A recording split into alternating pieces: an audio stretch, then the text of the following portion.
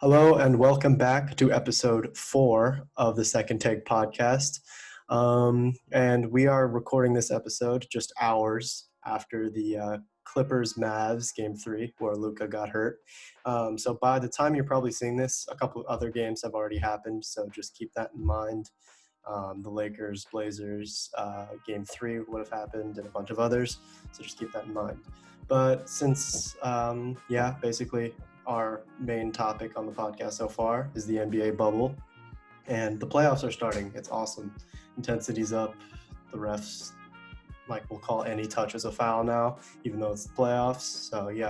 So that's where we're going to start. And for the first time, I've seen in my lifetime, both 1 seeds and a 2 seed have lost one of the first 2 games. So I want to ask you guys, who do you think should be the most scared of the 3? Lakers, Clippers, or Bucks, and why?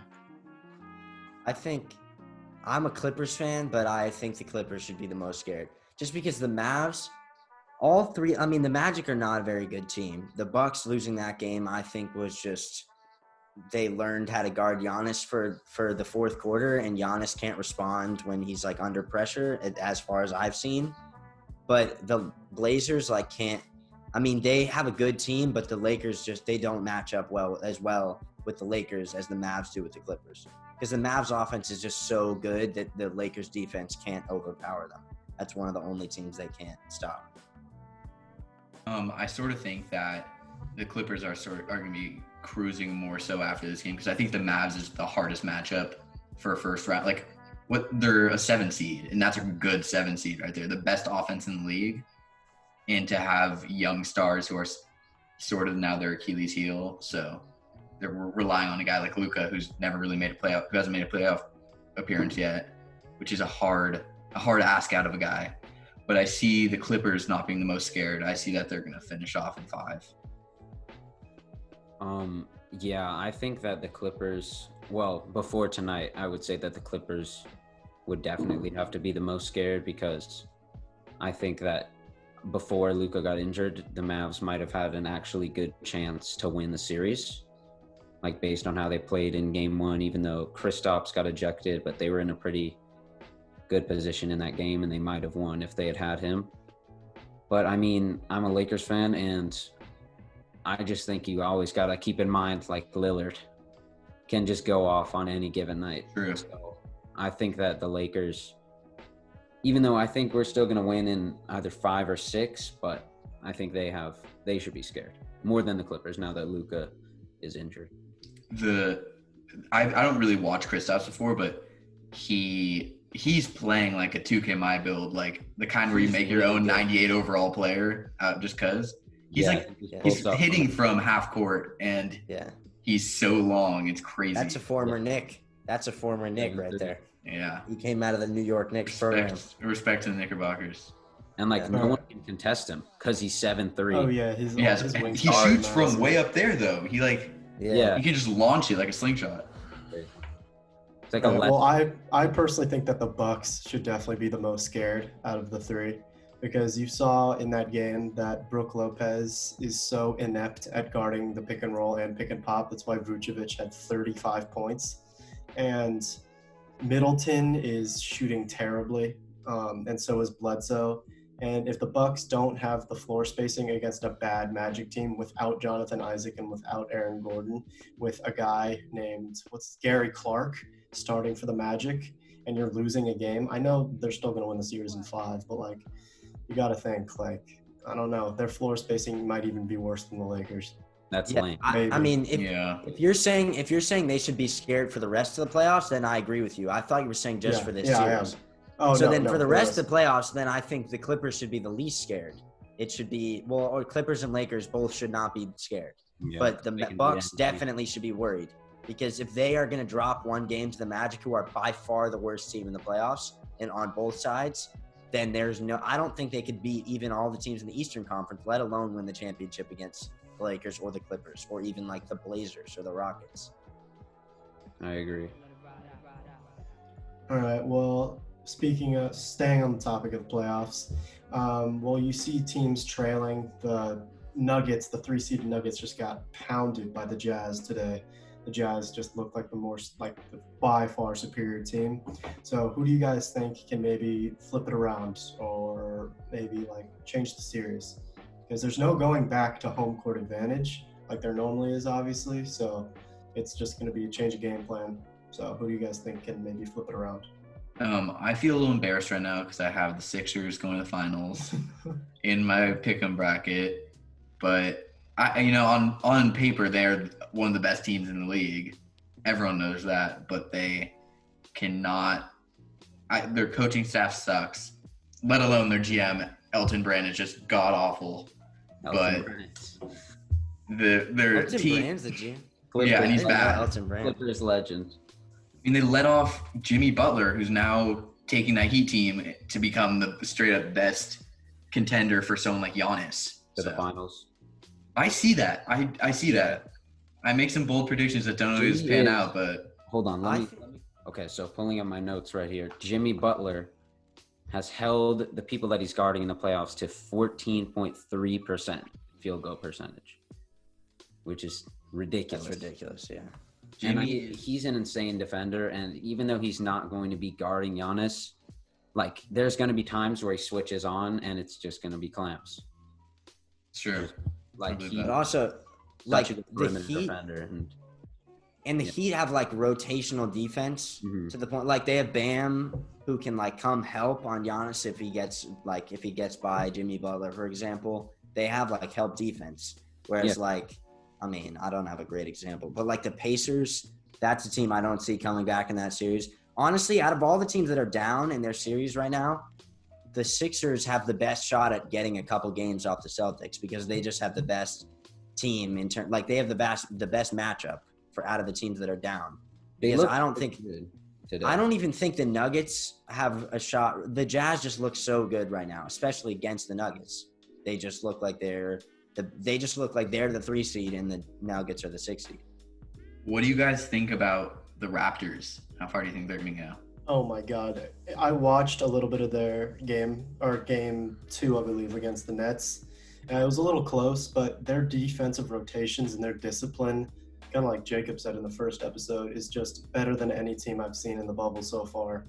And there have been no problems. I mean, it was a little close in game 2, but how bad the Nets are, they are still a playoff team, so they'll make it close. But I think they're the one team where no one's really had an issue. And I think they're going to breeze past this round and maybe even the next round against Boston. Because Boston is, Do you think looking good, but not great. Do you think Van Vliet is a true third star? Like he took up that spot? No. I think that just a the beat. issue with the Go ahead. Raptors is their lack of – I think the issue with the Raptors is, like, they have Kyle Lowry, but he's not good enough of a player to, like, take over – to, like, you know how, like, Damian Lillard, he can just pretty much turn it on and say, like, I want us to win this game. And then he or just goes LeBron off for or 50. Luka or Except for Kawhi. against, like, a team like the Lakers. But I'm saying if all the teams in the East are pretty evenly matched, and I don't think Kyle Lowry can, like, bring his team together as the star of the team and say, okay, we're gonna win this series. Maybe against the Celtics though, because they're a bunch of young, like all their stars are young, so it's possible that they even they're gonna have a worse time doing that, like pulling their team together and just willing themselves the win and stuff like that. But I think, like Max said, the Raptors like team play is better than like any other team in the East. So I could definitely see them making it to the conference finals. I just don't know if they're going to be able to do it without big stars. Yeah. I was debating on, so in the second round, I have Boston winning in 7, but I was debating, I think it could go either way in that series because both Toronto and Boston have looked so good. And Toronto has that experience, but I think Boston has more talent.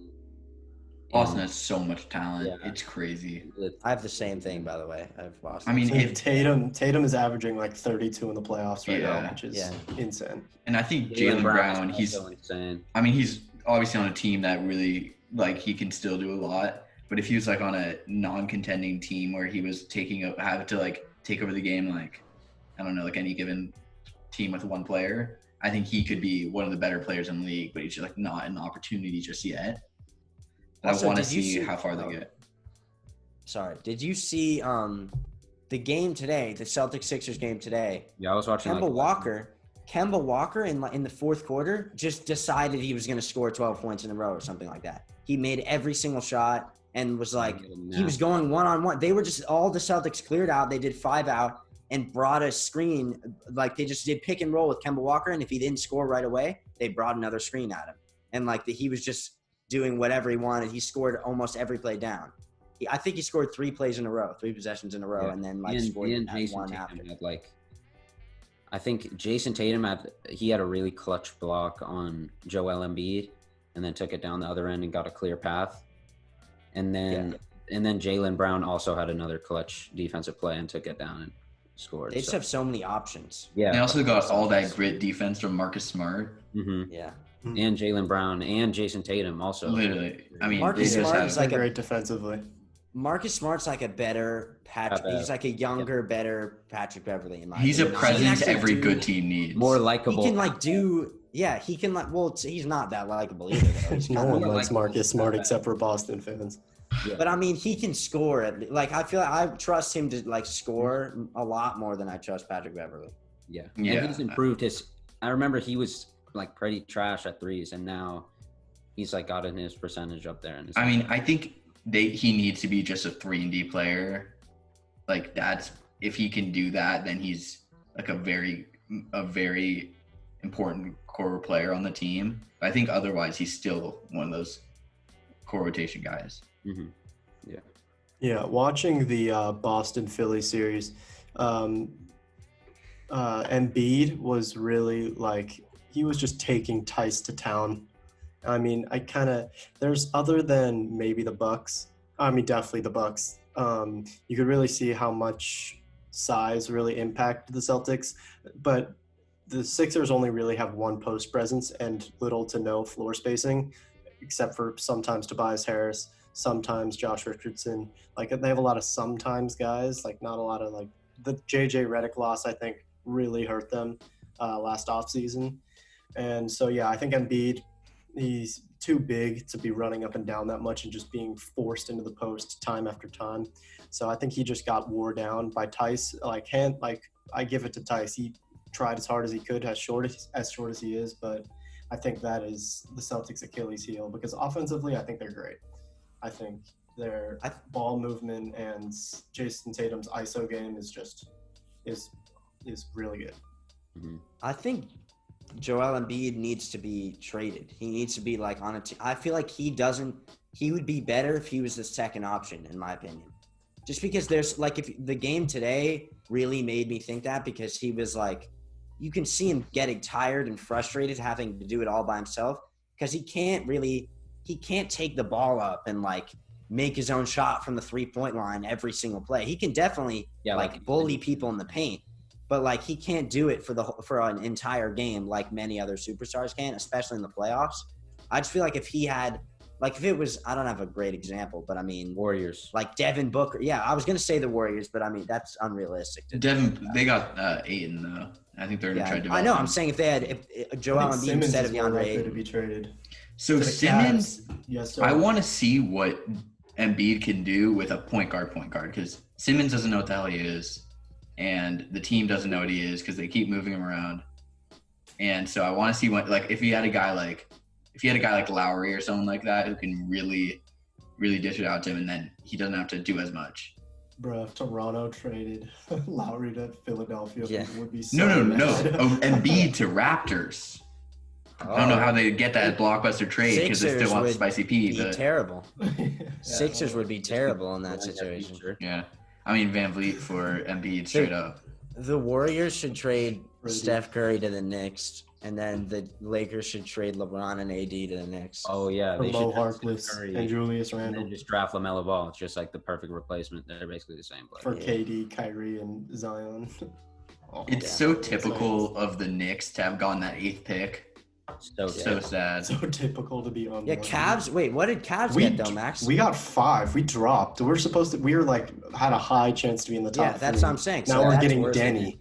But we went to like a couple years ago. We went to like 12-1, like 2 times in 3 years. So so you deserve. I got us a ring too. So I'm fine. Knicks Got you were Wiggins projected the for- sixth. Knicks had the Good sixth love. best chance at number 1. So getting the 8th It wasn't pick was that like bad. Yeah, it's bad, but it's not that bad as long as they're in not 9th or 10th. It's fine. Well, yeah, but Yeah. they had a better chance to be top Yeah. 4. They could get Obi They Toppin should have now. been. They should have been Toppin higher, is but it's not that trash. bad. I don't want Obi Toppin on my team. You know who's also trash? Denny Avdija. He's not trash. I think you can develop is him. trash. He's Israeli, He- Max. I Yeah. know. Forgetting Shout out that. to all the Jews. Respect. Okay, we Cut that then out. Nice. Why? Because you don't look Jewish enough we to don't say want the that. people to know.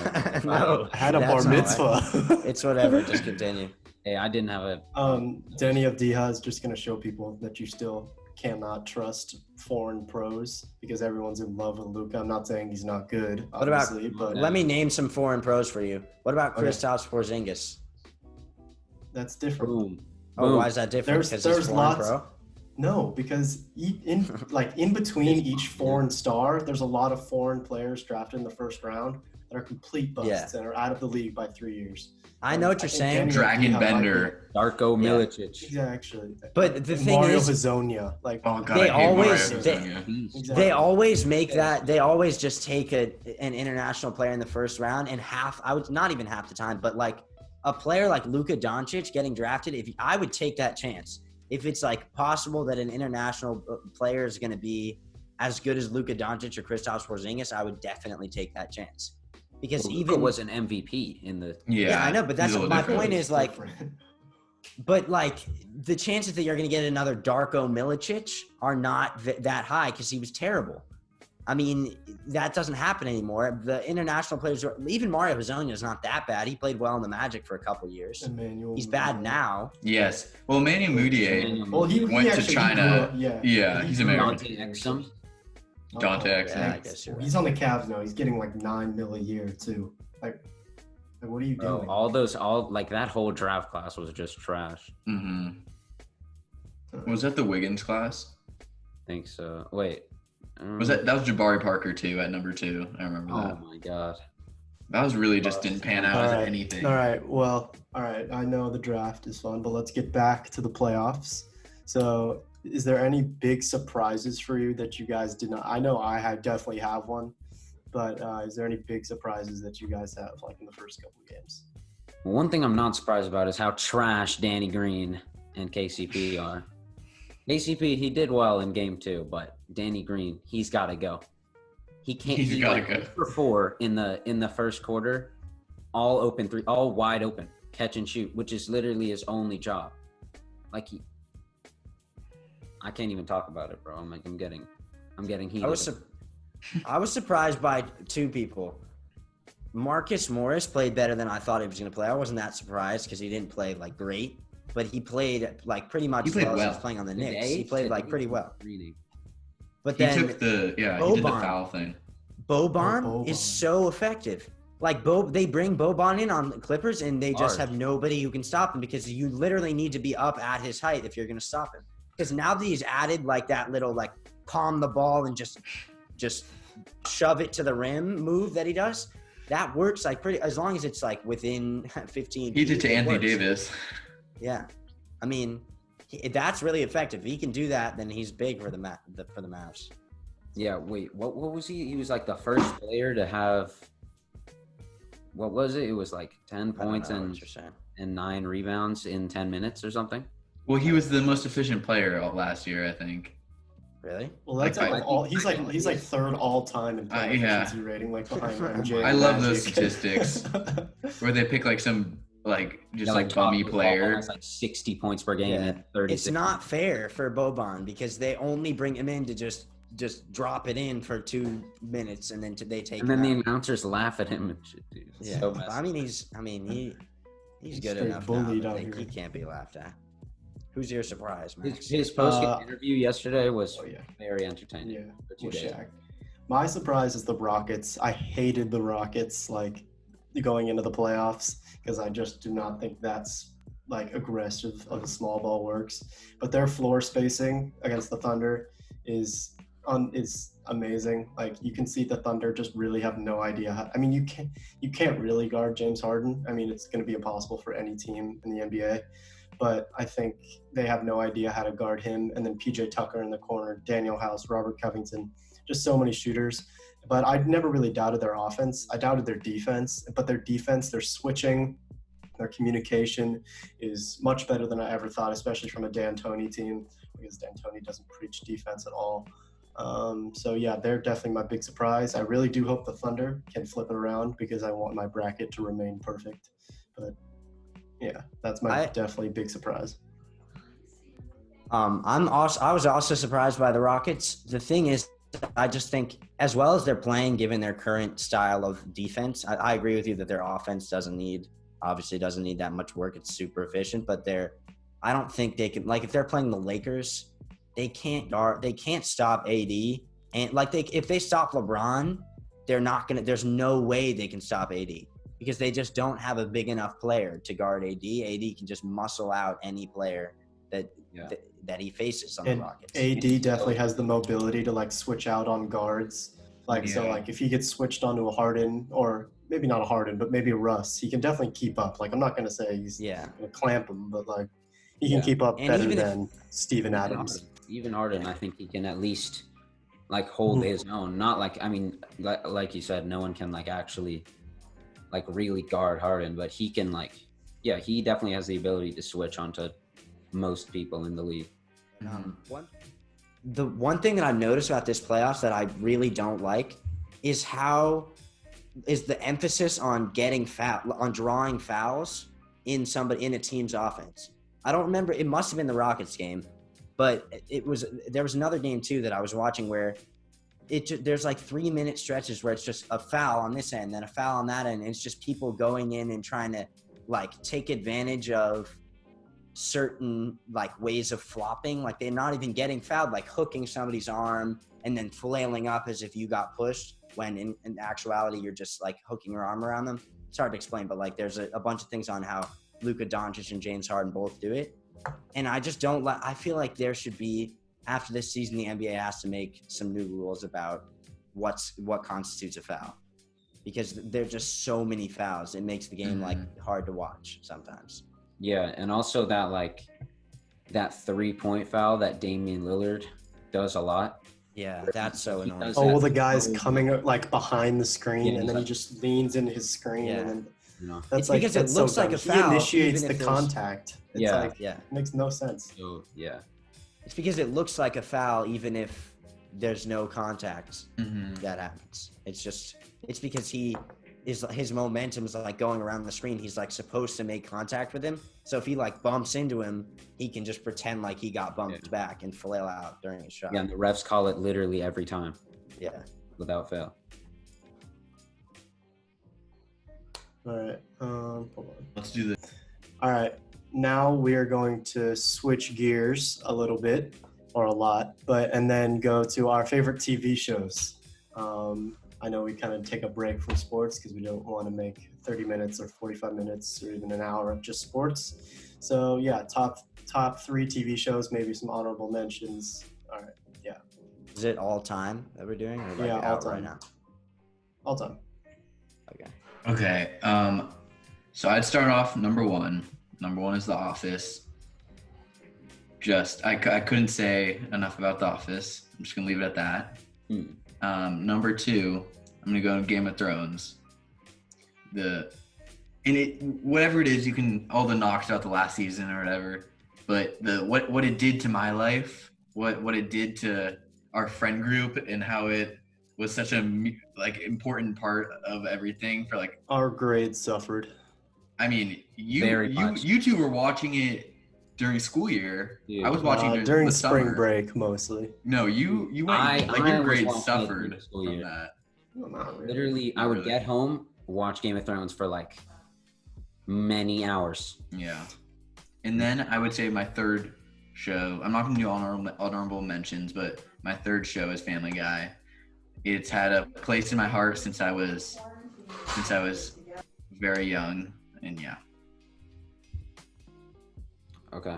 I'll go. So, number 1, Game of Thrones. Like Asher said, what it did to like our friend group, made a lot of new connections. Like like got closer with a lot of people, and it's just an amazing show regardless of the last season.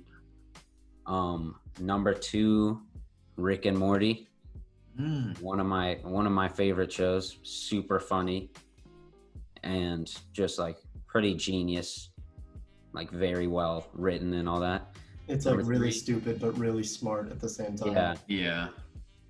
very good description. Number 3, gotta go with Naruto, man. Gotta go with Naruto. So fire. You guys haven't watched it, but very Rick and fun. Morty does this thing where they toggle between like mind-bending smart and so like over the top crazy, and they've been doing it well until late last season. I was like a little thrown off. It's a little too much. Yeah, one thing about Rick and Morty that's really good is like the voice actors like really get into Yeah. the personality. Like sometimes they like actually get drunk and like start like burping into the mic.